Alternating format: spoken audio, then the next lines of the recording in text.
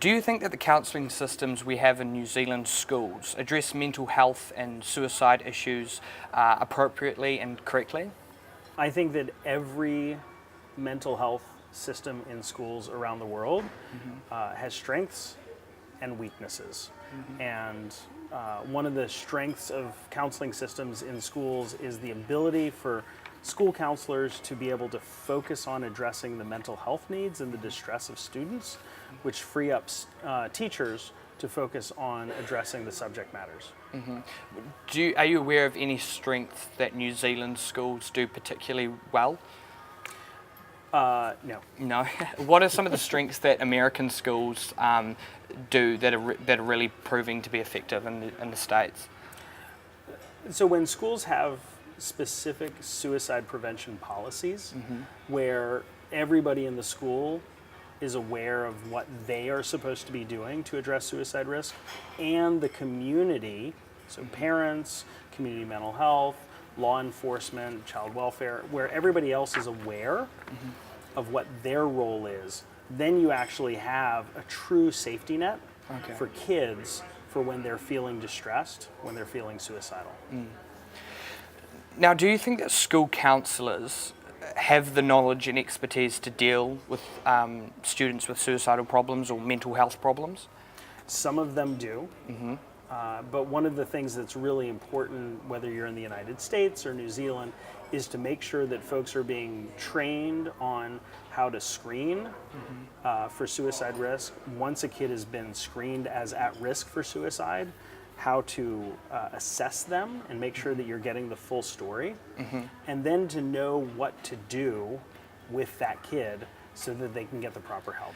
You've spoken before about this method of screening and how schools should use it as a method to tackle sort of suicide issues and mental health issues. Can you just explain what screening is and what exactly that method is?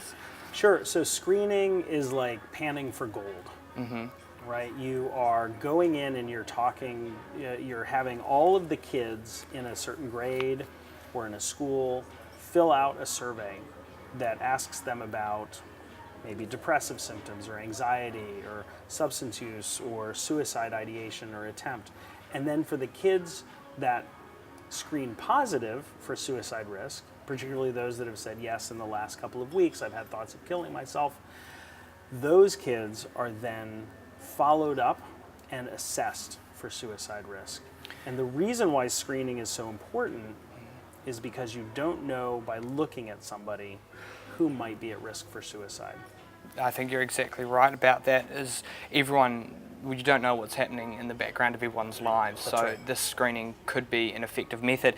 If this was to be approved and put into New Zealand schools, how do we know how often to do these screenings? Twice a year, once a month? So there is no standard for how often to do it. It always comes down to how much how many resources does a school have in order to implement screening? Because asking kids about suicide risk isn't the only thing you do when you screen.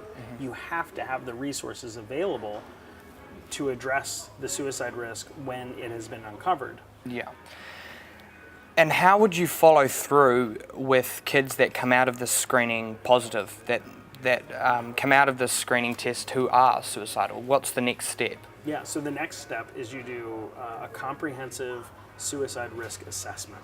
And that gathers all of the information about how often do you think about killing yourself? What is your plan? Have you told anybody? What are your reasons for living? What are your resources that you can access when you're having thoughts that this world isn't for me?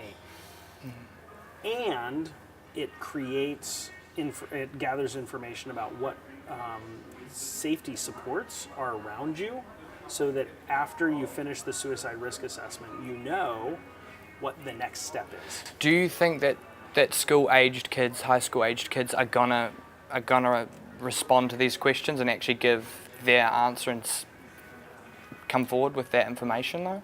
Yeah. So there's a myth that nobody wants to talk about suicide, and actually, kids often want to talk about suicide, especially when they're struggling with it. We know that it is kind of like letting air out of a balloon. Yeah. Right? It provides some distress relief. Gives them that platform to express Yeah. themselves. Now, you have to know how to talk to kids. Yeah. You can't just ask them random questions and expect them to answer. You have to build a little relationship. And you think that that's a vital part that school counsellors should have? That skill to talk and and actually understand what they're saying and then be able to take action with that? Yes. Yeah. You mentioned before that a lot of schools, they have resources for this sort of screening test and a lot don't. Well, who essentially, in your opinion, who essentially should pay for these kids who are suicidal to receive help? Do you think it should be the school, or do you think it should be the government, Ministry of Education? That is entirely based on what's going on locally. In the United States, you have some organizations that are set up explicitly to raise money to do this kind of screening. Thank you again for coming in, and it's been a pleasure talking with you. Yeah, it's an honor and pleasure. Thank you. Thank you.